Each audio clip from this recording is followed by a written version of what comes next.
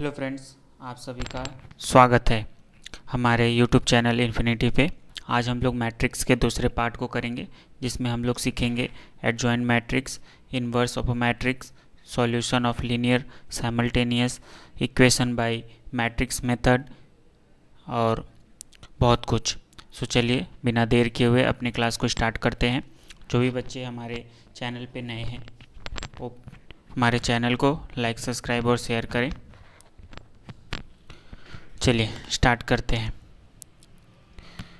Matrix में पहला topic है आज singular and non singular matrix. So हम लोग सिंगुलर और नॉन सिंगुलर मैट्रिक्स किसको बोलेंगे, ये इम्पॉर्टेंट है। आपको मैट्रिक्स में ये जानना बहुत ज़रूरी रहता है। सो हम लोग एक मैट्रिक्स लेते, सपोज लेट ए कोई एक मैट्रिक्स है, ठीक है।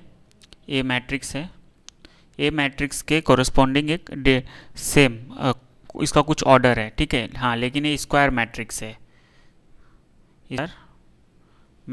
है, ठीक है। और इसका कुछ ऑर्डर है, कोई भी ऑर्डर है, कुछ भी एक ऑर्डर ले लेते हैं, ठीक है। और इसके एसोसिएट एक डिटर्मिनेंट लेते हैं सेम ऑर्डर का, मतलब जिसको करेंगे मॉड ए से, ठीक है। अगर और इस डिटर्मिनेंट का वैल्यू डिनोट करेंगे मॉड ए से या फिर डेट ए से, ठीक है। अगर इसका वैल्यू मीन्स मॉड ए का वैल्यू 0 आता है, ठीक है, तो इसको बोलेंगे सिंगुलर मैट्रिक्स। अगर मॉड ए का वैल्यू 0 नहीं आता है सो इसको बोलेंगे non singular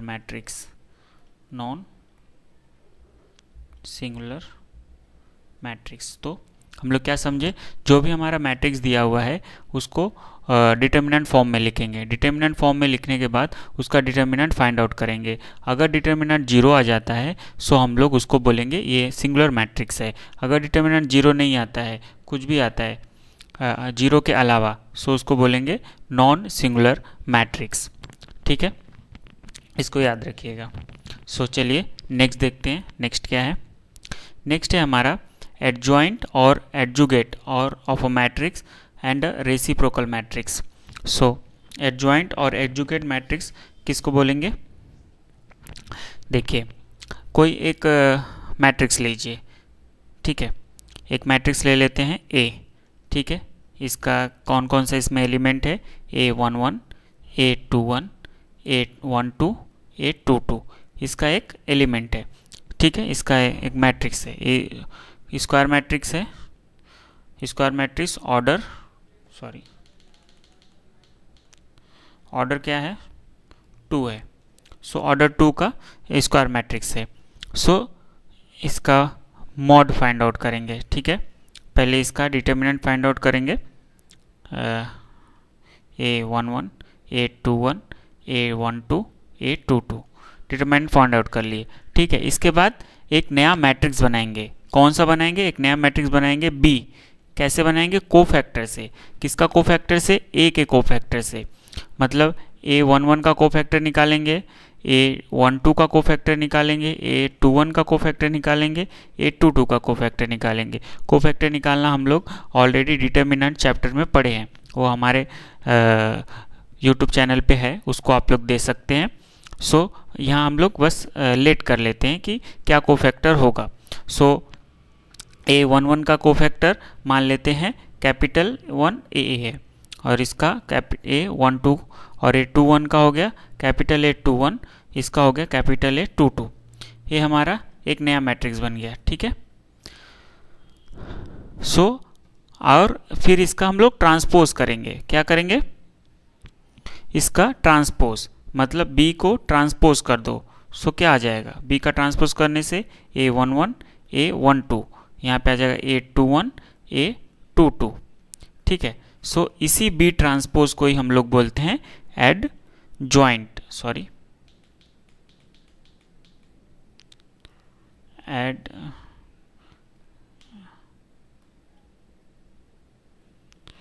adjoint of A matrix, ठीक है।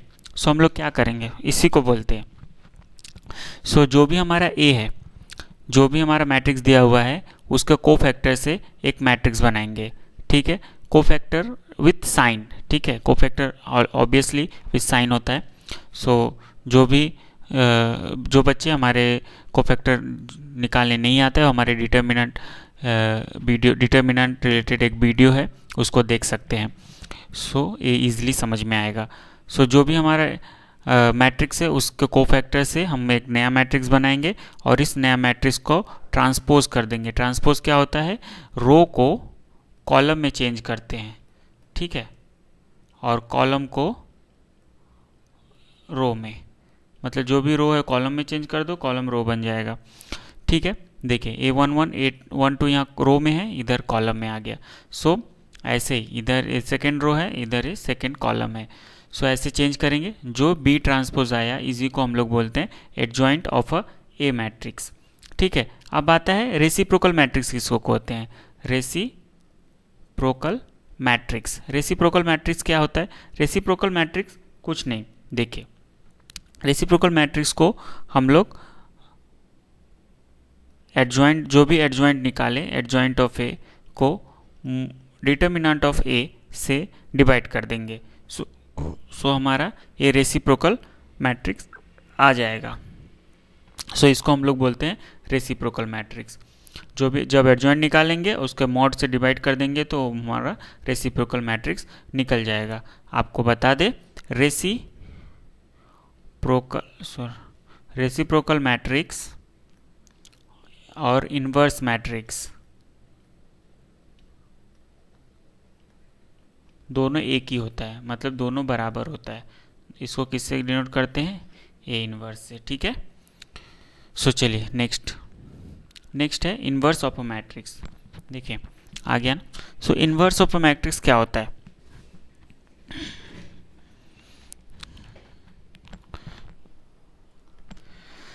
देखिए इन्वर्स ऑफ अ मैट्रिक्स ये होता है, अगर दो कोई मैट्रिक्स है, दो मान लेते हैं matrix A and matrix B, दो मैट्रिक्स है। ठीक है, अब दोनों को हम लोग मल्टीप्लाई करते हैं, ए बी को मल्टीप्लाई करते हैं। सो और इसमें आ गया हमारा आई, या बी ए को मल्टीप्लाई करते हैं और हमारे यूनिट मैट्रिक्स आ गया। आई क्या है, यूनिट मैट्रिक्स। यूनिट मैट्रिक्स किसको बोलते हैं, जिसका डायगोनल एलिमेंट 1 1 हो। ठीक है, इसको यूनिट, ये सेकेंड ऑर्डर का यूनिट मैट्रिक्स हुआ, ये आपका थर्ड ऑर्डर का यूनिट मैट्रिक्स हुआ। ठीक है, सो यूनिट मैट्रिक्स आना चाहिए किसी दो मैट्रिक्स को मल्टीप्लाई करके। तो हम इसको बोलेंगे कि B is the inverse matrix of A। Means A का इन्वर्स क्या होगा, वो B होगा। ऐसे होता है, इसी को बोलते हैं इन्वर्स मैट्रिक्स। समझिए, चलिए नेक्स्ट देखते हैं। नेक्स्ट है formula to find inverse of any square matrix. So कोई भी स्क्वायर मैट्रिक्स का इन्वर्स कैसे फाइंड आउट करेंगे, वही जो हम लोग सीखे थे पिछले वाले में। ए इन्वर्स फॉर्मूला क्या होता है, adjoint of A divide by mod of A, यही इसका फॉर्मूला है। सो इन्वर्स मैट्रिक्स कैसे फाइंड आउट करेंगे, पहले एडजॉइंट मैट्रिक्स निकालेंगे और उसके मॉड से डिवाइड कर देंगे। एडजॉइंट मैट्रिक्स कैसे निकालेंगे, जो भी मैट्रिक्स दिया हुआ है उसके कोफैक्टर से एक नया मैट्रिक्स बनाएंगे बी, और बी का ट्रांसपोज कर देंगे। इस बी ट्रांसपोज को ही बोलते हैं एडजॉइंट ऑफ ए। ठीक है, और इसके मॉड, इसको डिवाइड कर देंगे मॉड से, तो ये हमारा बन जाएगा इन्वर्स का फॉर्मूला। सो इस तरह हम लोग इन्वर्स मैट्रिक्स निकालते हैं। ठीक है, हाँ, और इन्वर्स मैट्रिक्स निकालते समय हमेशा ये ध्यान रखना है कि हमारा mod A not equal to 0 होना चाहिए। अगर मॉड ए 0 हो गया, ठीक है, मॉड ए 0 हो गया, सो ए इन्वर्स नॉट एग्जिस्ट। मतलब मॉड ए अगर मीन्स इसको डिटर्मिनेंट ऑफ ए 0 हो जाने से ए एग्जिस्ट नहीं करेगा। ठीक है, चलिए नेक्स्ट। और पीछे एक नोट्स लिख लीजिए आप लोग। नोट में क्या लिखेंगे? नोट में लिखेंगे कि आई का इन्वर्स आई होता है, मतलब यूनिट मैट्रिक्स का इन्वर्स यूनिट मैट्रिक्स ही होता है। और जीरो मैट्रिक्स जो होता है, जीरो मैट्रिक्स का उसका कोई भी इन्वर्स नहीं होता है, नो इन्वर्स मैट्रिक्स, मतलब इसका कोई भी इन्वर्स मैट्रिक्स नहीं होता है। ये दो नोट है। चलिए नेक्स्ट है properties of A inverse matrix. Inverse matrix का प्रॉपर्टी क्या होता है? देखिए, बोल रहा है the inverse of a square matrix, किसी भी स्क्वायर मैट्रिक्स का इन्वर्स अगर एग्जिस्ट करता है तो वो यूनिक होगा। यूनिक कहने का मतलब कि उसका एक ही होगा, उसका और दूसरा तरीके से नहीं लिख सकते, एक ही तरीके से उसका इन्वर्स मैट्रिक्स को लिख सकते हैं। समझे? जैसे ए और एक मैट्रिक्स है, सपोज इसका दो इन्वर्स आ गया, सपोज यहाँ उल्टा मानते हैं, सपोज बी और सी इसका दो इन्वर्स आ गया। इसका मतलब क्या हुआ? ए बी को मल्टीप्लाई करेंगे तो आई आ गया, इन्वर्स का यही था कंडीशन, और ए को सी से भी मल्टीप्लाई करेंगे तो आई आएगा। ठीक है, तो देखिए A B is equal to A C हो जाता है, आई, उसके बाद B is equal to C हो जाएगा। हो गया ना, मतलब दोनों बराबर ही है, मतलब यूनिक होता है। ठीक है, ये हो गया। नेक्स्ट है the inverse of the inverse of a matrix is the matrix itself, मतलब अगर कोई हमारा इन्वर्स दिया हुआ है मैट्रिक्स का, अगर इसका भी इन्वर्स निकाल देंगे तो हमारा जो मैट्रिक्स था वही वापस आ जाएगा। कंडीशन ये है कि ए शुड बी एग्जिस्ट, मतलब ए इन्वर्स एग्जिस्ट करना चाहिए। ठीक है, थर्ड है the transpose of A inverse is equal to the transpose of the given matrix, that is the matrix A. Means अगर ए इन्वर्स का ट्रांसपोज करते हैं तो उसका एक ट्रांसपोज करके इन्वर्स करे, दोनों आपस में बराबर ही आएगा। थर्ड है अगर यदि ए और बी दो नॉन सिंगुलर स्क्वायर मैट्रिक्स है, नॉन सिंगुलर कहने का मतलब mod A not equal to zero और mod B not equal to zero, मतलब डिटर्मिनेंट उसका जीरो नहीं आएगा। And A inverse and B inverse are their respective inverse, और इसका इन्वर्स क्या है? ए इन्वर्स है, इसका इन्वर्स क्या है? बी इन्वर्स है। तो फॉर्मूला क्या बना है? ए बी का प्रोडक्ट का इन्वर्स निकालेंगे तो बी इन्वर्स और ए इन्वर्स के प्रोडक्ट के बराबर होगा, इसको याद रखना है। हम लोग properties of A inverse matrix देख लिए। चलिए नेक्स्ट देखते हैं। नेक्स्ट है ऑर्थोगोनल मैट्रिक्स। ऑर्थोगोनल मैट्रिक्स किसको बोलेंगे? एक स्क्वायर मैट्रिक्स ले लेते हैं जो एन ऑर्डर का है। ठीक है, ए अगर दो मैट्रिक्स का मल्टीप्लाई करते हैं, ए कोई एक मैट्रिक्स है जिसका ऑर्डर एन है, एन ऑर्डर का मैट्रिक्स उसका स्क्वायर मैट्रिक्स है। ठीक है, और उसका ट्रांसपोज निकालते हैं। ट्रांसपोज का दोनों का प्रोडक्ट अगर आई आता है, यूनिट आता है, यूनिट मैट्रिक्स आता है, सो उसको हम लोग बोलेंगे ऑर्थोगोनल मैट्रिक्स। मतलब किसी भी स्क्वायर मैट्रिक्स का उसके ट्रांसपोज के साथ जो प्रोडक्ट है, अगर वो यूनिट मैट्रिक्स दे रहा है, सो हम लोग उसको ऑर्थोगोनल मैट्रिक्स बोलेंगे। हमेशा ये याद रखेंगे कि और ऑर्थोगोनल मैट्रिक्स बोलेंगे, इसमें दो रहता है, एक रहता है प्रॉपर ऑर्थोगोनल मैट्रिक्स, एक होता है इम्प्रॉपर ऑर्थोगोनल मैट्रिक्स। ठीक है, तो प्रॉपर ऑर्थोगोनल मैट्रिक्स किसको बोलेंगे? इसका डिटर्मिनेंट निकालेंगे ए का, अगर ये 1 आ गया तो इसको बोलेंगे प्रॉपर ऑर्थोगोनल मैट्रिक्स, और डिटर्मिनेंट ऑफ ए माइनस आ गया तो इसको बोलेंगे इम्प्रॉपर ऑर्थोगोनल मैट्रिक्स। ठीक है, सो इस तरह से हम लोग निकालते हैं। चलिए नेक्स्ट देखते हैं। नेक्स्ट है हमारा कोफिशिएंट मैट्रिक्स और ऑगमेंटेड मैट्रिक्स। देखिए, कोई हम लोग दो इक्वेशन लेते हैं। ठीक है, दो इक्वेशन लेते हैं। दो इक्वेशन क्या है? a11x a12 a12y and is equal to b1, equation 1, और ये है इक्वेशन 2। सो इस इक्वेशन से हम लोग मैट्रिक्स फॉर्म करेंगे। कैसे? कोफिशिएंट ऑफ, यहाँ पे दो वेरिएबल है x एंड y, इसका जो कोफिशिएंट है उसको लेकर के एक मैट्रिक्स बनाएंगे। ठीक है, एक मैट्रिक्स बनाए, क्या बनेगा? a11 a21 a12 a22। सो ये जो मैट्रिक्स बना है इसको बोलते हैं coefficient matrix of the coefficient matrix. Coefficient matrix किसका? ऑफ इक्वेशन 1 एंड 2, दोनों का कोफिशिएंट मैट्रिक्स है। आर्गुमेंटेड मैट्रिक्स इसको बोलेंगे। इसी मैट्रिक्स में जो कांस्टेंट है b1 और b2 को, उसको कॉलम में ऐड कर देंगे, a11 a12 a12 a22, इसको ऐसे करके b1 b2 इसको ऐड कर देंगे। सो ये हमारा बन जाता है ऑगमेंटेड मैट्रिक्स।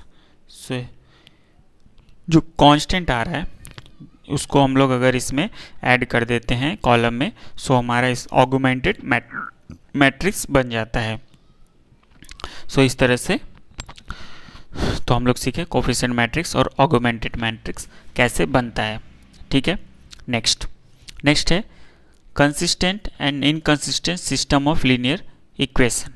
देखिए, दो हमारा जो पीछे लिखे थे a11x plus a12y is equal to b1, equation 1, और a21x plus a22y is equal to b2, equation 2, ये दो इक्वेशन सपोज है।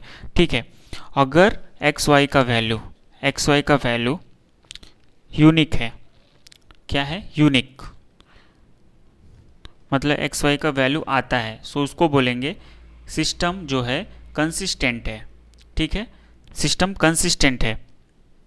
अगर कोई भी सॉल्यूशन नहीं है और xy का नो सॉल्यूशन, कोई सॉल्यूशन नहीं आता है, सो इसको बोलेंगे inconsistent linear equation. Inconsistent linear equation होगा। सो कंसिस्टेंट इनकंसिस्टेंट आपको समझ में आ गया। जो भी वेरिएबल्स है उसका अगर वैल्यू यूनिक आता है तो उसको कंसिस्टेंट, यूनिक नहीं आता है, नो सॉल्यूशन है, तो इसको इनकंसिस्टेंट बोलते हैं। Solution of linear equation by a matrix method. देखिए, solution of linear equation by a matrix method से हम लोग डिटर्मिनेंट में सीख लिए थे कि डिटर्मिनेंट मेथड में कैसे लीनियर इक्वेशन को सॉल्यूशन फाइंड आउट करेंगे। यहाँ पे भी हम लोग मैट्रिक्स मेथड से कैसे फाइंड आउट करेंगे उसको देखेंगे। सो चलिए हम लोग कुछ इक्वेशन लेट कर लेते हैं। यहाँ पे a11x a12y a13z is equal to k1, a21x a22y a23z is equal to k2, a31x a32y a33z is equal to k3। So equation 1, equation 2, equation 3, तीन इक्वेशन हो गया। ठीक है, अब इन तीनों इक्वेशन से हम लोग तीन मैट्रिक्स फॉर्म करेंगे। ठीक है, एक स्क्वायर मैट्रिक्स और दो कॉलम मैट्रिक्स। कैसे? देखिए, ऐसे जो भी एक्स वाई जेड का है उसका कोफिशिएंट को यहाँ पे लिख डालेंगे लाइन बाय लाइन। ठीक है, a12 a22 a32 a13 a23 a33 तीनों लिख डाले। इसका मल्टीप्लाई करते हैं एक कॉलम मैट्रिक्स के जो हमारा वेरिएबल है एक्स वाई जेड, जो भी वेरिएबल है। सो ये हमेशा बराबर किसके होगा? आएगा k1 k2 k3 के। ठीक है, ये हमारा इसका बराबर, तो इसको नाम दे देंगे। इसको लिखेंगे a, इसको लिखेंगे कैपिटल X, इसको लिखेंगे b। सो तो हमारा मैट्रिक्स क्या हो जाएगा? a x is equal to b। ठीक है, इक्वेशन 4। सो ये हमारा मैट्रिक्स फॉर्म में आ गया, a into x into is equal to B. A क्या है? ए यहाँ पे हमारा कोफिशिएंट से बना हुआ मैट्रिक्स है। एक्स क्या है? वेरिएबल से बना हुआ, जो भी वेरिएबल से उससे कॉलम मैट्रिक्स है। बी क्या है? कांस्टेंट से बना हुआ कॉलम मैट्रिक्स है। ठीक है, हाँ, ए आने के बाद अभी देखिए दोनों तरफ दोनों तरफ ए इन्वर्स से मल्टीप्लाई कीजिए। देखिए हमारा A x is equal to B है, दोनों तरफ मल्टीप्लाई कीजिए ए इन्वर्स से, A inverse into A x is equal to A inverse B. देखिए इसको कैसे लिख सकते हैं, A inverse A into x is equal to A inverse B. A inverse 1 is equal to क्या होता है, आई, जो हम लोग पढ़े थे, ठीक है, यूनिट मैट्रिक्स आता है, into x is equal to A inverse B. So I into x, x ही होगा A inverse B. Unit matrix का किसी से भी मल्टीप्लाई करो वही मैट्रिक्स आता है। सो देखिए हमारा ये इक्वेशन बना, इस इक्वेशन से हम लोग सॉल्यूशन फाइंड आउट कर सकते हैं, ठीक है। ए इन्वर्स बी, यहाँ पे ए इन्वर्स कैसे निकालेंगे, ये इन्वर्स निकालेंगे adjoint of A divide by mod of del of A. So पहले हम लोग जो भी ये मैट्रिक्स ए बना हुआ है, इस मैट्रिक्स से हम लोग ए इन्वर्स फाइंड आउट कर लेंगे और उसका प्रोडक्ट करेंगे बी से, ठीक है। बी के यहाँ पे क्या है, बी मैट्रिक्स है K1 K2 K3 से। सो इससे जो आएगा हमारा एक्स मैट्रिक्स से उससे कंपेयर कर लेंगे। सो एक्स का वैल्यू, वाई का वैल्यू, जेड का वैल्यू पता चल जाएगा, ठीक है। अभी देखिए इसमें कुछ नोट है, क्या कर लेंगे, नोट देखिए कि इफ डेल ए, सॉरी हाँ determinant of A, not del A, determinant of A not equal to 0, so इसका एक यूनिक सॉल्यूशन आएगा, यूनिक सॉल्यूशन आएगा, ठीक है। अगर डिटर्मिनेंट ए का वैल्यू 0 आ जाता है, ठीक है, तो इसका नो सॉल्यूशन होगा, कोई सॉल्यूशन नहीं होगा और ए इनकंसिस्टेंट होगा, ए कंसिस्टेंट होगा, पहला वाला। अगर डिटर्मिनेंट भी 0 आता है और एडजॉइंट ऑफ ए और बी, ए भी 0 आता है, सो इसका इनफाइनाइटली मैनी सॉल्यूशन।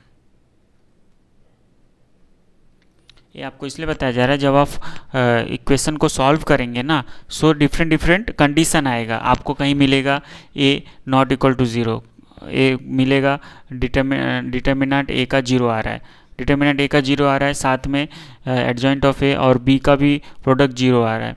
सो इस तरह आपको तीनों कंडीशन मिलेगा। सो तीनों कंडीशन में जो कंडीशन फॉलो होगा वो कंडीशन को हम लोग लिखेंगे, करेंगे, ठीक है। सो इसका चलिए एक एग्जाम्पल देख लेते हैं, एग्जाम्पल कैसे करेंगे, चलिए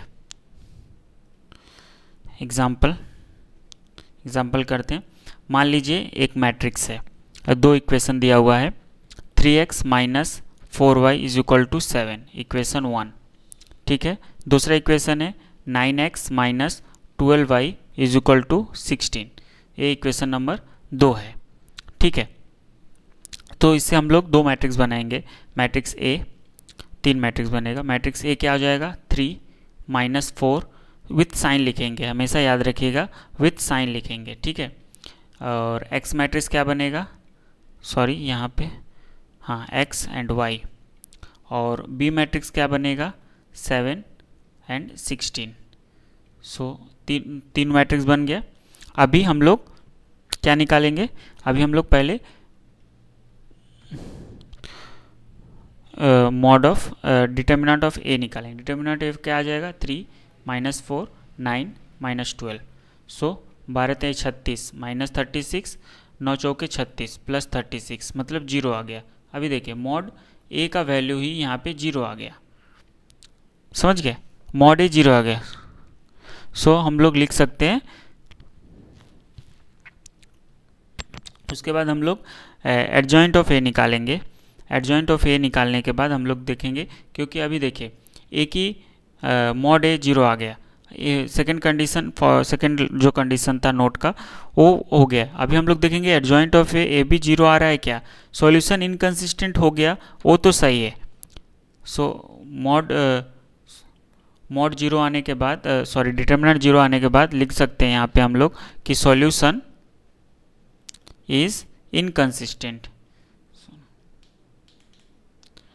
इनकंसिस्टेंट, सॉल्यूशन इनकंसिस्टेंट होगा। ठीक है, अभी हम लोग उसका एडजॉइंट ऑफ ए निकालेंगे। एडजॉइंट ऑफ ए कैसे निकालेंगे, उसका एक नया मैट्रिक्स बनाएंगे, ए डैश बी ऑलरेडी है तो बी नहीं लिख सकते, सो ए डैश एक नया मैट्रिक्स कोफैक्टर से बनाएंगे। सो थ्री का कोफैक्टर क्या होता है यहाँ पे -12, इसका प्लस होता है साइन, प्लस साइन हम साइन आपको बताए थे, उसमें जो देखेगा उसको पता चलेगा डिटर्मिनेंट चैप्टर में। ये साइन होता है सेकेंड ऑर्डर का, सो फर्स्ट पोजीशन का प्लस है कोफैक्टर का, तो 3 का प्लस है तो यहाँ -12 ही रहेगा। -4 का आता है 9, इसका माइनस होता है तो -9, और 9 का आएगा -4 और इसका माइनस रहता है तो +4 हो जाएगा, और -12 का 3 आएगा, इसका प्लस रहेगा तो 3 आ जाएगा। ठीक है, और ए इन्वर्स का ट्रांसपोज करेंगे, सो आ जाएगा हमारा एडजॉइंट, मतलब -12 -9 4 3, सो ए ही हमारा हो गया एडजॉइंट ऑफ ए। ठीक है, एडजॉइंट ऑफ ए आ गया, इसको बी से मल्टीप्लाई करना है। ठीक है, इसको b से मल्टीप्लाई करना है, b से मल्टीप्लाई कर देंगे, -9 4 3, और यहाँ b क्या है 7 16।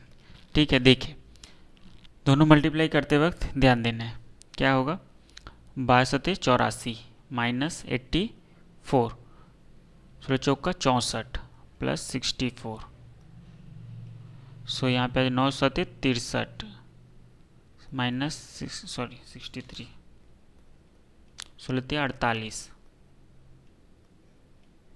ठीक है, 16 48 आ गया। सो इतना इज इक्वल टू क्या आएगा, यहाँ पे आ जाएगा -20, यहाँ पे हो जाएगा -15। सो ये नॉट इक्वल टू 0 है, मतलब नॉट इक्वल टू 0 आ रहा है, मतलब क्या हो रहा है देखिए, हमारा मॉड डिटर्मिनेंट 0 आ रहा है, और हमारा adjoint of A into B not equal to 0 आ रहा है। ठीक है, सो जो भी गिवन इक्वेशन है उसका नो सॉल्यूशन, कोई भी सॉल्यूशन नहीं आएगा, इसका no solution and equation is inconsistent, ये लिखेंगे। सो ऐसे सॉल्व करते हैं। सो चलिए नेक्स्ट देखते हैं। नेक्स्ट है हमारा एलिमेंट्री रो और column transformation on a matrix, कैसे हम लोग रो और कॉलम को ट्रांसफॉर्म करते हैं। देखिए कोई एक मैट्रिक्स दिया हुआ है, ठीक है, मान लीजिए एक मैट्रिक्स है ए 3 0 -2 2 5 1 -1 2 3, एक मैट्रिक्स है। सो इसके रो और कॉलम को इंटरचेंज कर सकते हैं। ठीक है, इंटरचेंज करेंगे तो लिखेंगे कैसे, लिखेंगे आर आयत रो, ठीक है, इंटरचेंज विथ दोनों तरफ arrow row of J number. ठीक है, कॉलम का भी लिखेंगे तो ऐसे कॉलम का आयत इंटरचेंज विथ जे। ठीक है, अगर एग्जांपल से समझे, अगर हम लोग इसको लिखे यहाँ पे कि R1 को इंटरचेंज कर रहा है R2 से, सो हम लोग को क्या मिलेगा बी को कैसे लिखेंगे, देखिए R1 के जगह पे R2 लिखेंगे, R2 के जगह सेकेंड रो के सामने R1 लिखेंगे। सो R2 क्या था 2 5 1 लिख देंगे, यहाँ पे हो जाएगा 3 0 -2 हो जाएगा, और यहाँ पे हो जाएगा -1 2 3 हो जाएगा। समझे, तो इस तरीके से हम लोग लिखते हैं।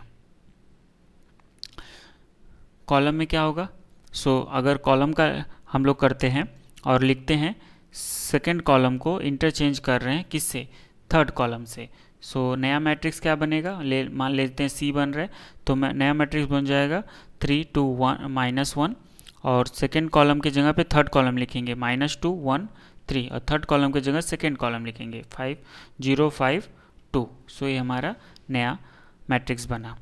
ठीक है, अभी देखिए, अभी हम लोग किसी कॉलम में कुछ मल्टीप्लाई कर रहे हैं। ठीक है,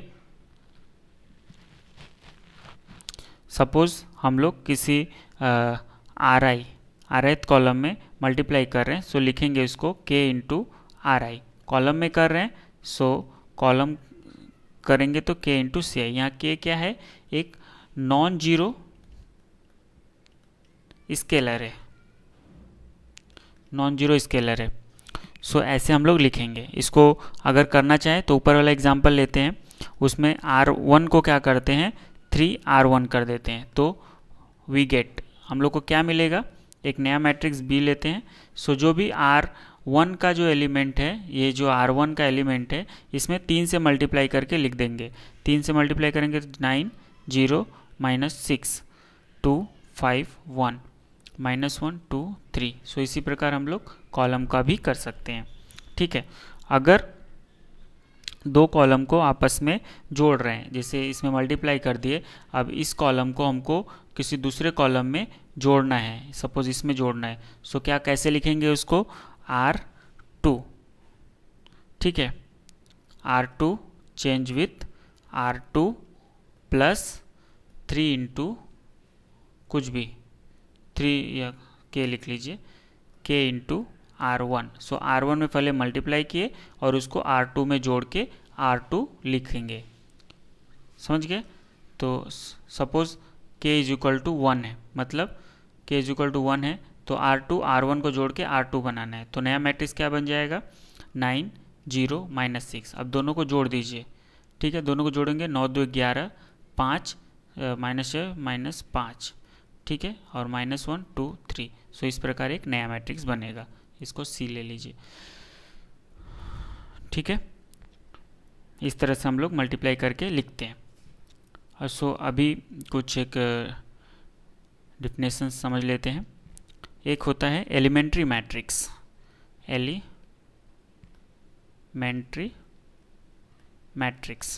एलिमेंट्री मैट्रिक्स क्या होता है, कोई भी मैट्रिक्स अगर यूनिट और आइडेंटिटी मैट्रिक्स मिलता है, ठीक है, किसी एक ट्रांसफॉर्मेशन करके, या तो रो करके या कॉलम करके, उसको बोलते हैं एलिमेंट्री मैट्रिक्स। उसको बोलेंगे elementary matrix. A matrix obtained from a unit matrix by a single elementary transformation is called an elementary matrix. उसको एलिमेंट्री मैट्रिक्स बोलेंगे।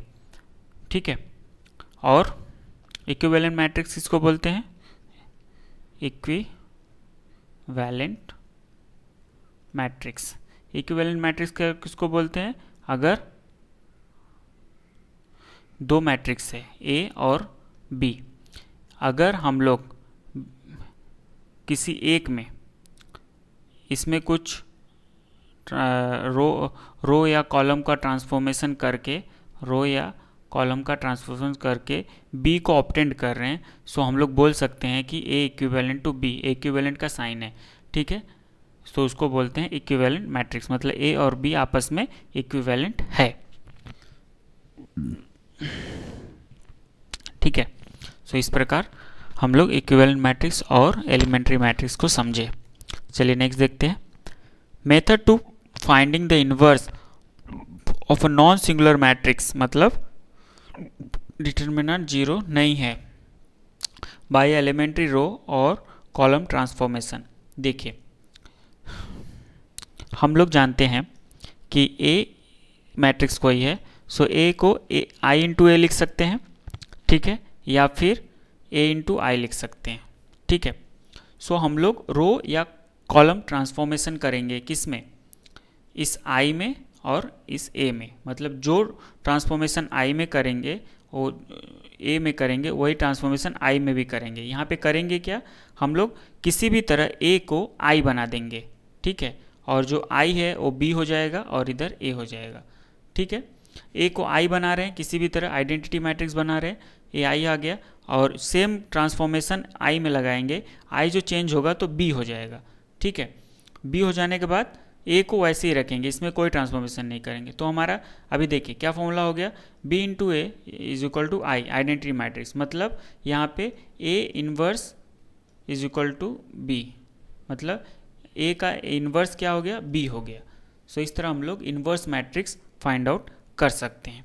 इसको हाँ हमेशा ये याद रखेंगे, जब भी हम ए को ट्रांसफॉर्म कर रहे हैं, ठीक है, लेफ्ट हैंड साइड में ए को ट्रांसफॉर्म कर रहे हैं और हमारा नीचे 0 0 कोई भी रो या कॉलम 0 0 आ जा रहा है, कोई भी एक ए बी 0 0 ऐसे, या फिर 0 0 1 2 ऐसे कुछ आ जा रहा है, सो ए वहाँ पे इन्वर्स एग्जिस्ट नहीं करेगा, A inverse do not exist, वहाँ पे एग्जिस्ट नहीं करेगा। सो इस तरह हम लोग इन्वर्स फाइंड आउट कर सकते हैं। सो चलिए किसी एक एग्जांपल से हम लोग देखते हैं कैसे फाइंड आउट करते हैं, ठीक है।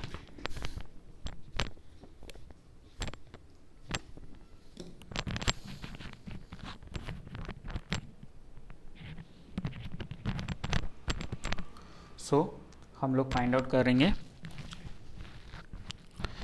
मान लीजिए कोई एक मैट्रिक्स है ए कोई एक मैट्रिक्स है, उसका क्या है 6 -2 3 -3 एक मैट्रिक्स है, ठीक है। सो हम लोग जानते हैं कि वी हैव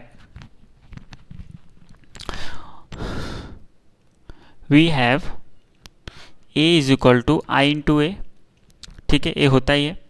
सो ए के जगह पे ए लिखेंगे 6 3 -2 -3, ठीक है, और आई के जगह पे उसी ऑर्डर का जिस ऑर्डर का ए रहेगा उसी ऑर्डर का हम लोग इधर मैट्रिक्स लिखेंगे, ऑर्डर चेंज नहीं करेंगे, ठीक है, और ए को इसको ऐसे ही रखने देंगे।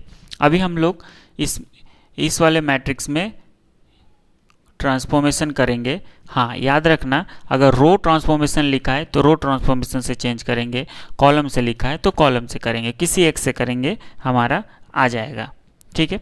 सो हम लोग यहाँ पे रो करेंगे, ठीक है। अभी हम लोग एक नया मैट्रिक्स बनाते हैं, क्या करेंगे, अप्लाइंग R1 को। देखिए इसमें करते वक्त हमेशा ध्यान रखना है कि जो हमारा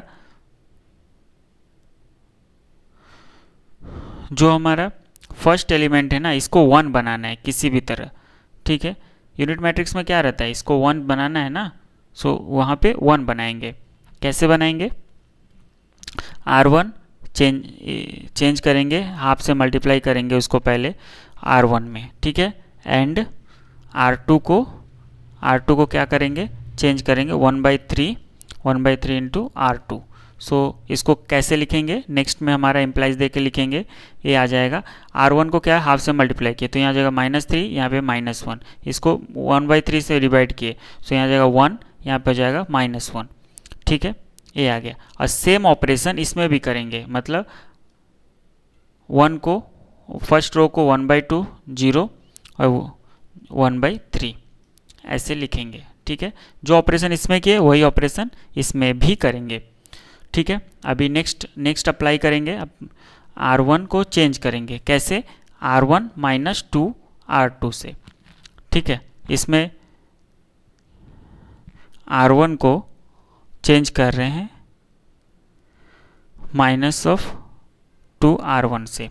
सो क्या आ जाएगा हमारा, यहाँ पे आ जाएगा पहले 2 इसमें 2 मल्टीप्लाई कीजिए तो हो जाएगा 2 को 3 से 3 -2 करिए तो वहाँ हो जाएगा 1, यहाँ पे आ जाएगा -2 है, माइनस प्लस 2 हो गया, इसमें सॉरी 2R2 तो -2 इसका -2 और यहाँ पे 1, सो यहाँ पे भी 1 ही आएगा, यहाँ पे आ जाएगा 1 -1।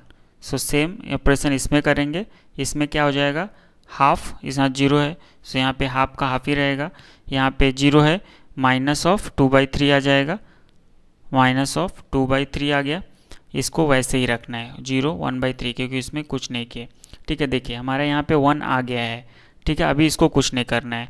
अभी हम लोग करेंगे नेक्स्ट लिखते हैं नेक्स्ट अप्लाई क्या करेंगे, R1 को चेंज करेंगे R1 प्लस R2 से, ठीक है। सो हमारा एक जीरो मिल जाएगा। सो R1 को चेंज किया R1 प्लस R2 से, सो क्या हो जाएगा 2, यहाँ पे 2 आ जाएगा, यहाँ पे क्या आ जाएगा 0 आ जाएगा, यहाँ पे 1, यहाँ पे -1, ठीक है, ये आ गया। सो सेम इसमें भी करेंगे, यहाँ पे हाफ का हाफ ही रहेगा, यहाँ पे आ जाएगा -1/3 आ जाएगा, और यहाँ पे 0, सॉरी हाँ, यहाँ पे 0 का 0 है, यहाँ पे 1/3 का 1/3 रहेगा, ठीक है। दोनों को जोड़ दिए, इस दोनों को जोड़ेंगे तो हमारा -1/3 आएगा, और a को a लिखते रहेंगे, ठीक है। यहाँ पे इम्प्लाइज का साइन देते रहेंगे। फिर इम्प्लाइज हम लोग क्या कर रहे हैं, अभी नेक्स्ट हम लोग कर रहे हैं R1 को 2 से डिवाइड कर देंगे, ठीक है, R1 डिवाइड बाई 2। सो नया मैट्रिक्स क्या बन जाएगा मेरा, सो यहाँ 1 हो जाएगा, यहाँ पे 0, यहाँ पे 1, यहाँ -1, ठीक है। यहाँ पे सेम इसमें भी वही करेंगे, तो यहाँ जाएगा 1/4 -1/6, 2 से भी डिवाइड किए, -1/6, 0, 1/3, ठीक है। यहाँ पे a वैसे रहेगा। अभी हमको इसको 0 करना है, किसको, इसको 0 कर देंगे तो हो जाएगा, ठीक है।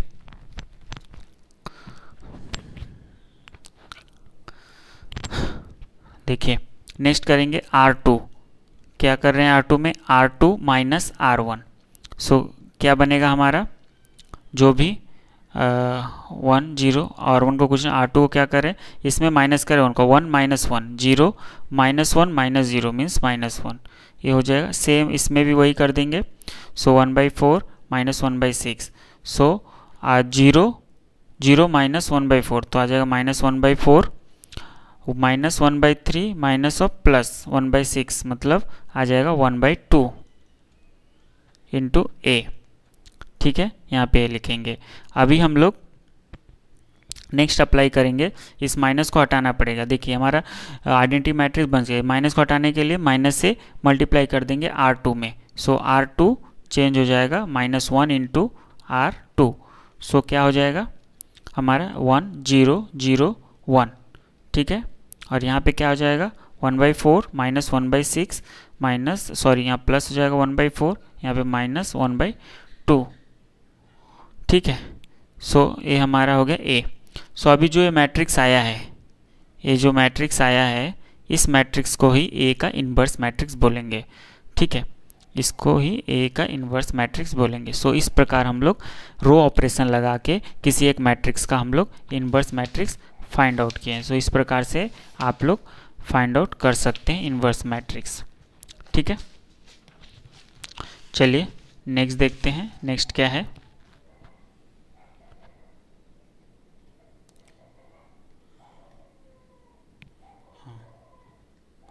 हाँ, सो आज का टॉपिक हमारा ख़त्म होता है।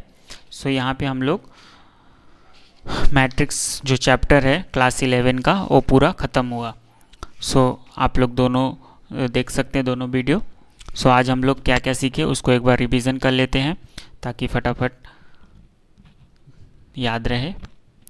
देखिए मैट्रिक्स में क्या सीखे, singular matrix, non singular matrix. अगर डिटर्मिनेंट 0 होता है तो सिंगुलर मैट्रिक्स, डिटर्मिनेंट 0 नहीं होता है तो नॉन सिंगुलर मैट्रिक्स, ठीक है। एडजॉइंट मैट्रिक्स किसको बोलेंगे, कोई भी मैट्रिक्स दिया है उसका कोफैक्टर से एक नया मैट्रिक्स बनाएंगे और उसका ट्रांसपोज करके जो मैट्रिक्स आएगा उसको एडजॉइंट मैट्रिक्स बोलेंगे।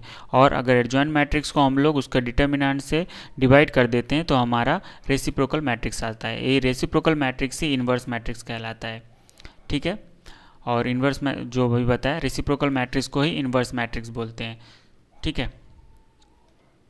और इन्वर्स मैट्रिक्स इसका एक प्रॉपर्टीज़ भी है कि अगर किसी दो मैट्रिक्स का मल्टीप्लाई करते हैं आई आता है, सो जो दूसरा मैट्रिक्स है उसको उसका इन्वर्स बोलते हैं।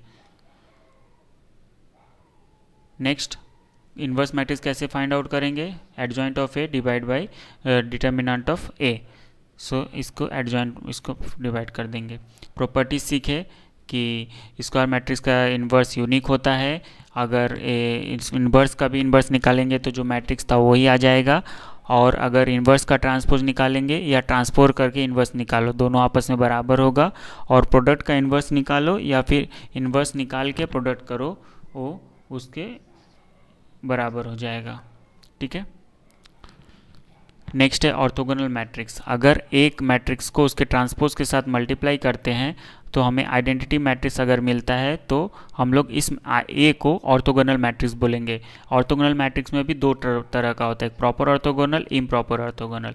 प्रॉपर ऑर्थोगोनल में होता है कि डिटर्मिनेंट हमारा 1 आ जाए सो उसको प्रॉपर ऑर्थोगोनल, डिटर्मिनेंट -1 आ जाए तो इसको इम्प्रॉपर ऑर्थोगोनल। नेक्स्ट है coefficient matrix, augmented matrix. Coefficient matrix क्या है, जो भी गिवन इक्वेशन है उसके जो भी वेरिएबल्स है उसका कोफिशिएंट से एक मैट्रिक्स बनाएंगे, उसको बोलेंगे कोफिशिएंट मैट्रिक्स। और जो भी कांस्टेंट है अगर उसको नए कॉलम में ऐड करके लिख देंगे सो जो पूरा मैट्रिक्स बना इस पूरे मैट्रिक्स को बोलेंगे आर्गुमेंटेड मैट्रिक्स। नेक्स्ट है कंसिस्टेंट एंड इनकंसिस्टेंट। जो भी सिस्टम ऑफ लीनियर इक्वेशन दिया हुआ है अगर इसका सॉल्यूशन यूनिक आता है तो उसको बोलते हैं कंसिस्टेंट, अगर नो सॉल्यूशन आता है तो इसको बोलेंगे inconsistent system of linear equation.